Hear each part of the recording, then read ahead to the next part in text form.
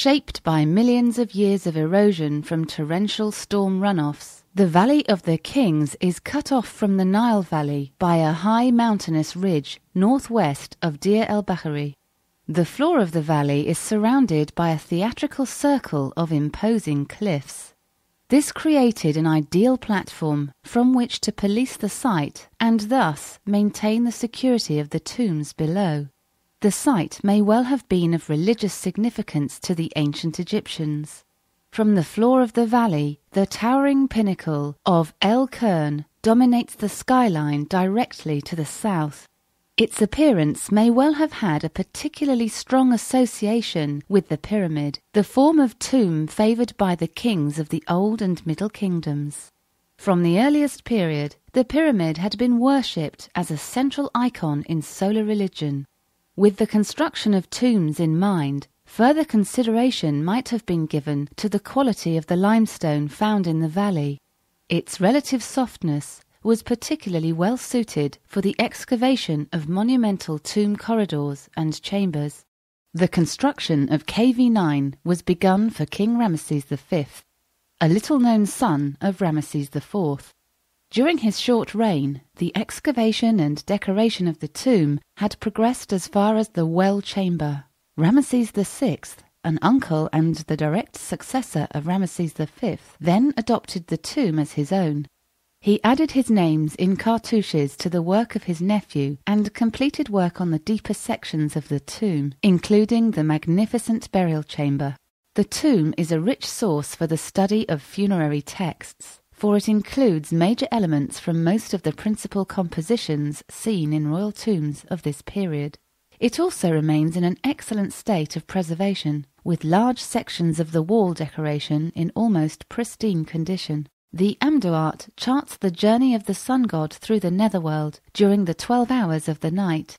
It is a path fraught with danger and peril, populated by evil demons and spirits intent on impeding the god's progress. Yet it is a journey that he must make, and if successfully completed, one that will restore his divine powers. The texts and images of the Amduat act as an aid for the dead king. Their use by the king after death enables his ba, or soul, to become assimilated with the sun god on his nocturnal wanderings. Through this association, the king is allowed to enjoy the divine liturgy. His participation in this daily ritual results in his own resurrection within the tomb and immortality amongst the heavenly gods. This was his preordained destiny, a role in which he was simultaneously the son of the sun god Re and the heir of the god of the dead, Osiris. This introductory hour introduces the main characters that populate the underworld. These are the denizens on which the sun god may call in order to ensure his safe passage.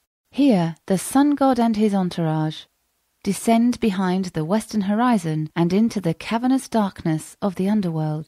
The scene opens with the sun god shown in twin manifestations aboard twin boats.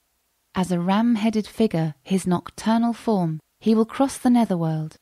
Whilst at his regeneration the following morning, he will appear in the form of Khepri, the scarab beetle. The appearance here of the god in his morning image represents his hope for a successful journey and rebirth. The figure of Ma'at, the goddess of truth and justice, appears before the solar bark. Her influence is of paramount importance in maintaining cosmic order. Without her presence, the universe, and that includes the underworld, would cease to exist. During these hours, the sun god travels through a lush river landscape, accompanied by a protective fleet of boats. His path is made safe by the legions of creatures that occupy the upper and lower registers. These are protective deities, found in the following of Osiris, god of the underworld.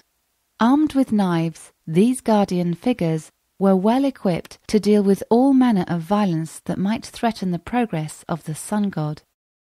As the sun god enters the 4th hour, the landscape quickly turns more inhospitable and hostile for the divine party. Here, the verdant river terrain is replaced by a desolate desert.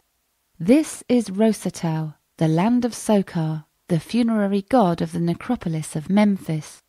This is a perilous and tricky part of the route, full of hidden twists and turns. The sun god is forced to navigate his way through paths filled with fire and blocked by imposing portals. The fifth hour is replete with imagery associated with the cycle of death and rebirth. Now the sun god has reached the border of the region of the west. The oval enclosure in the bottom register is the cavern of Sokar. The cavern of Sokar, and by association the burial chamber, was very probably the venue for the synthesis of the sun god with Osiris. This union would guarantee the restoration of the sun god's powers and his ultimate resurrection. In the upper register, a mound sits atop the grave of Osiris. The anticipated rebirth of the sun is represented by the scarab beetle that emerges from the hillock. It is this scarab that assists the sun god by holding the tow rope of his boat. Beneath the cavern is a flame-filled lake into which the damned are cast as eternal punishment. The moment of reckoning is now at hand. In order to continue his journey to the eastern horizon, the sun god must successfully complete his synthesis with Osiris.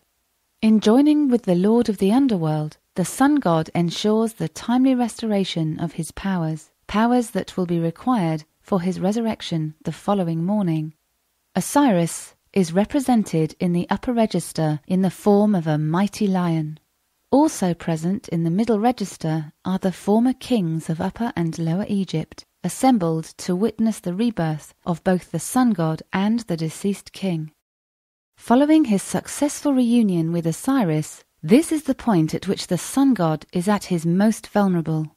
It is at this juncture that his most formidable opponent chooses to strike. In the middle register, the evil serpent god Apophis lies in wait directly in the path of the solar bark. This is the sun god's arch-enemy, a mighty adversary who must be defeated for the mission to continue. Apophis, on the other hand, is intent on swallowing the divine entourage in a single mouthful, thereby extinguishing the rejuvenated sun and plunging the world into an eternity of darkness. However, he is no match for the forces of good, and his threat is duly neutralized. We are still in the depths of the night. Darkness reigns supreme, and the route continues to be risky. The sun god continues his journey in the middle register, accompanied by a troop of bodyguards, armed to fend off any foes that lurk in the darkness. In the register below, the large body of water contains the corpses of those who have drowned. The fate of these poor souls decrees that they are not to receive the proper burial rites. However, their salvation is still possible. The enemies of the sun god continue to pose a considerable threat as he approaches his final rejuvenation. The four goddesses in the upper register repel those who oppose the sun god and his entourage. They are seated on twin sets of snakes whose fiery breath consumes their enemies. The corpses of the vanquished are cast into the blazing incinerators that fill the end of this upper register. Also in the upper register, the goddesses Isis and Nephthys, as serpents, approach the sun god in his bark, depicted in the middle register, and on their backs they carry the crowns of Upper and Lower Egypt. These are the crowns of power that the king will wear when he comes to leave the underworld.